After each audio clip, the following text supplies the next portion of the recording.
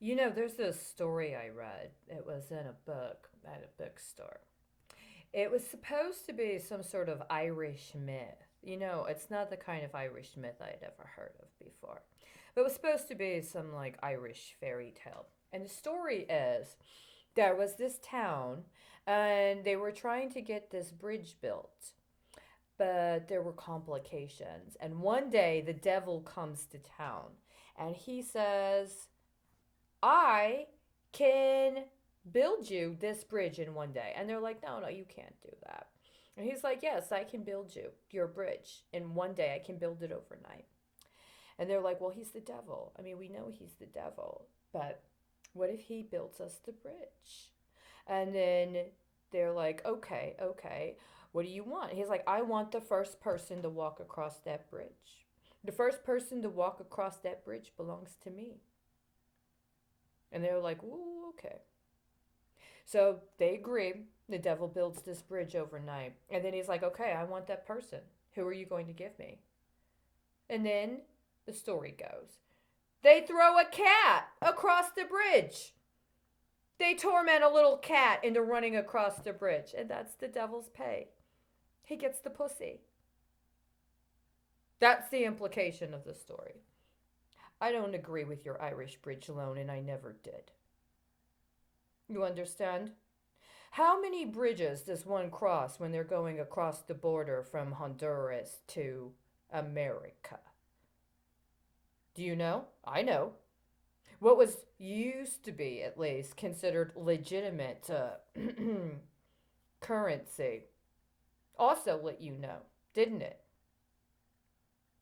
They've actually changed. They've changed the actual paper money since that time, didn't they?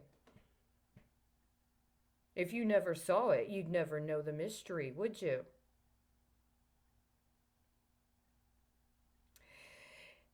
I'm a political candidate for office now, even though I've got an attitude. I don't have the coaches, I don't have the big funders, I don't have the pedigree, I don't have the conventions. I'm pretty sure you're going to do everything you can to misrepresent whatever the vote count would be, just like you've been interfering with my mail service for going on 5 years. But you murdered my mother. If you personally didn't avail yourself of the circumstances under which my mother was murdered last year on September 26th, then you know that it's we confronting them for murdering our mother. Right? And you used my mother and her Irish legacy just like you used my grandfather and his legacy. See, my grandfather's estate could have helped prevent a nuclear default that was 30 years in the making. I caught it in time, but you allow for somebody else to try to claim my grandfather's estate as part of, among other things, their campaign hedging strategy.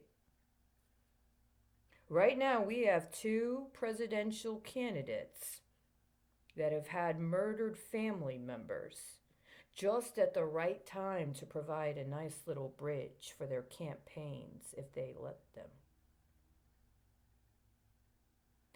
You don't get to murder my mother or my father and then tell me I need to keep quiet about the circumstances under which it happened if I want to get to political office.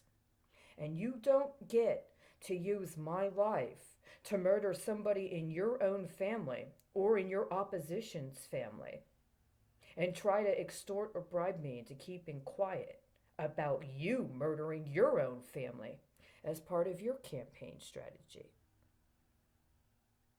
It's illegal coinage.